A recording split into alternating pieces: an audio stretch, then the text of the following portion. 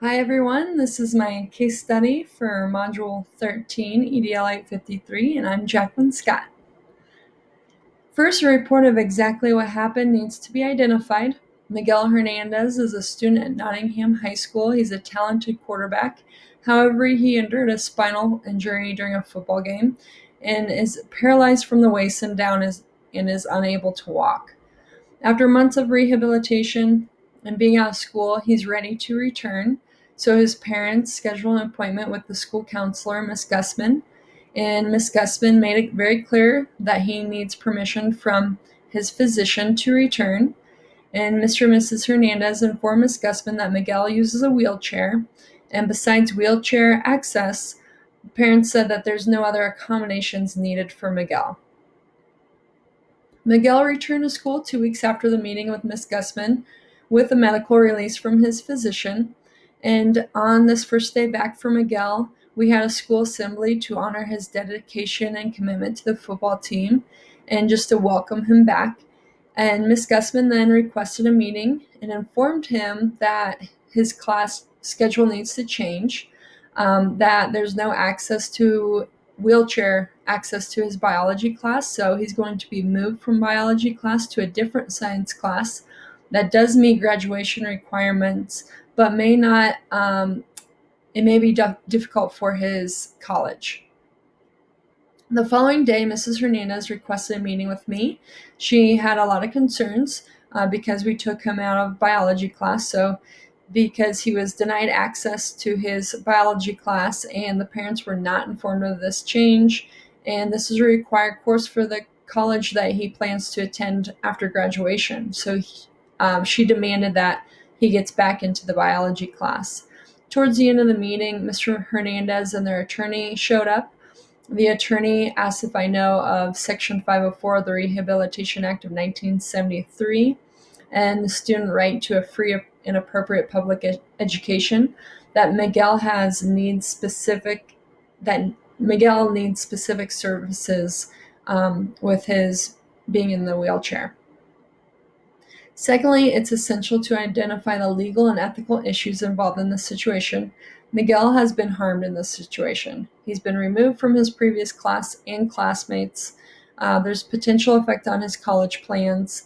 There could be embarrassment and anxiety in changing the learning environment that he was expecting. And then his parents are also harmed in this situation. They weren't informed of the schedule change. There's stress and anxiety to help their son have the best learning experience as possible, especially with such a drastic change that has happened to him. They want a smooth transition. And there could be a financial burden for a lawyer representative. There is a loss in trust for the school and building administrators. Ethical issues. Ms. Gussman's responsibility. She should have taken a team approach. She should have consulted with other knowledgeable school personnel about bringing Miguel back to school and having the right plan in place, especially at least having myself involved in this.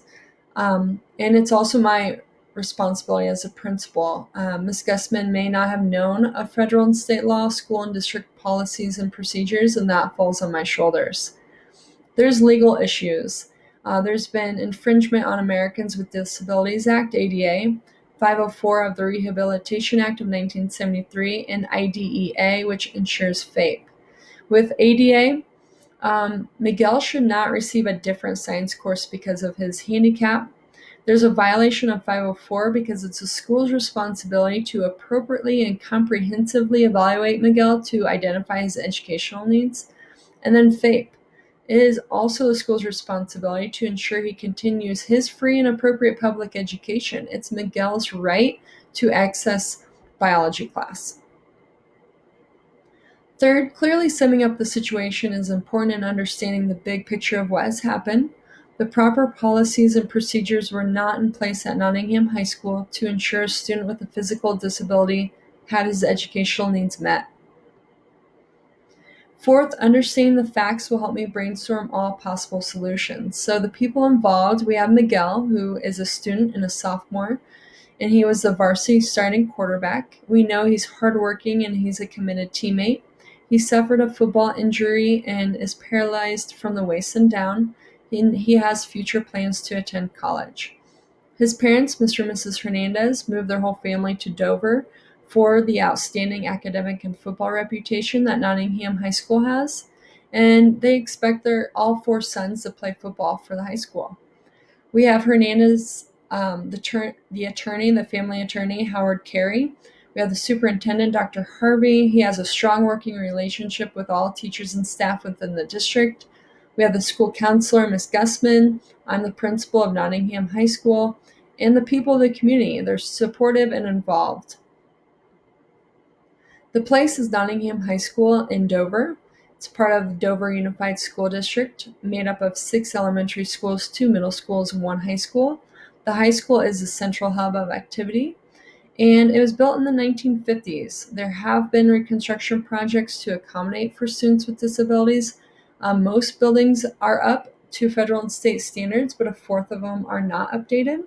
It's a public high school that services 3,200 students, and there's a general and special education program. Fifth, there are many stakeholders that will be negatively impacted from this situation. It reflects poorly on the school, the principal, the school counselor, any other building administrators. There's a direct impact on Miguel and his family. Miguel was denied access to his biology class, possibly hindering him from attending his intended college. Could have a negative social and emotional impact on him, and he's not receiving the necessary accommodations to fit his educational needs. There needs to be proper communication with the necessary stakeholders, which would be the 504 team, the principal, Ms. Gussman, parents of Miguel. They're a huge part of this process. The superintendent, school district lawyers, and Board of Education. Additional information, it would be nice to know school policies and procedures, and was Ms. Gussman informed? What kind of professional development has been in place for teachers and staff? What's child finds responsibility? And yes, more information would be helpful in this case. Sixth, I identified and evaluated all possible options that surround this problem. So option 1 is take no action, don't make any decisions, and let things play out. The pros could be that the family and the lawyer do not follow through with the lawsuit, and it's more of a threat.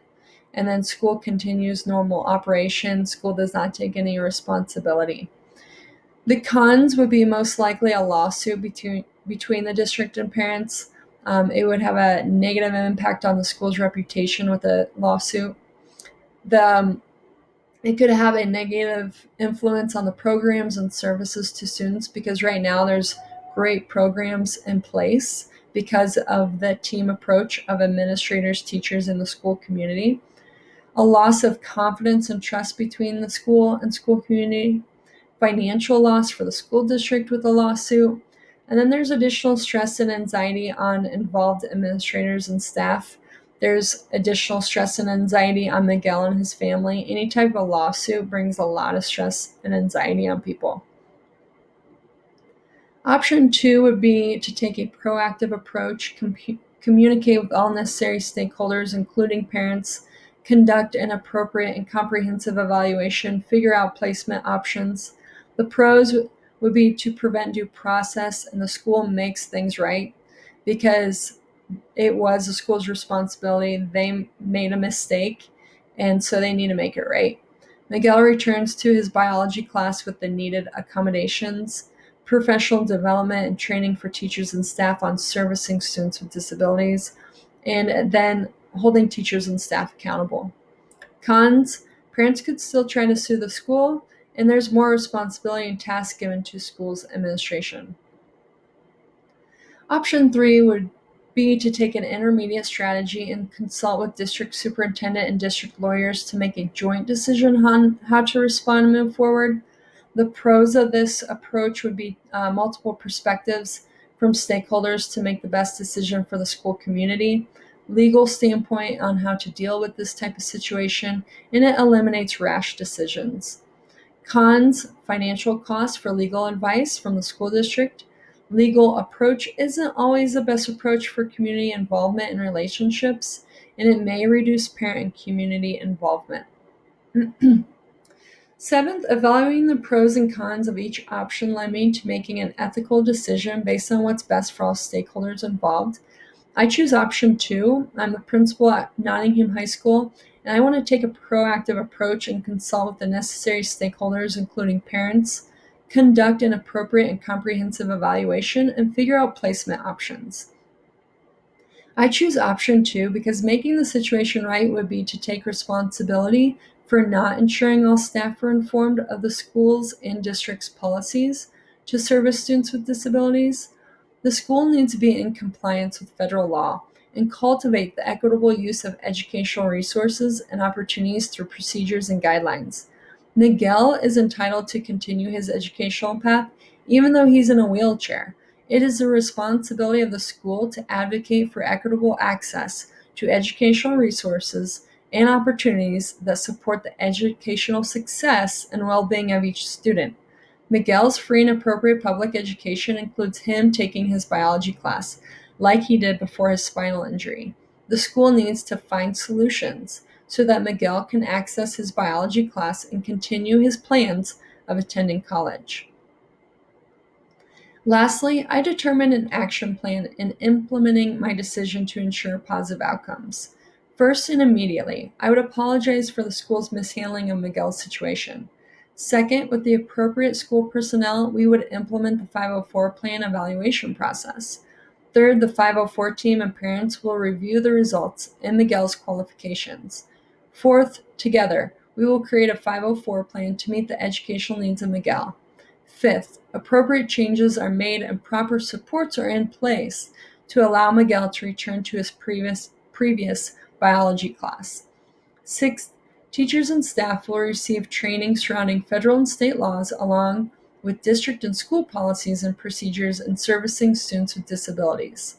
Plan B, if my action plan does not work, I will have to seek advice from my superintendent and district lawyers on how to approach this situation, and that would be option three. Thank you for listening to my case study. Have a great evening.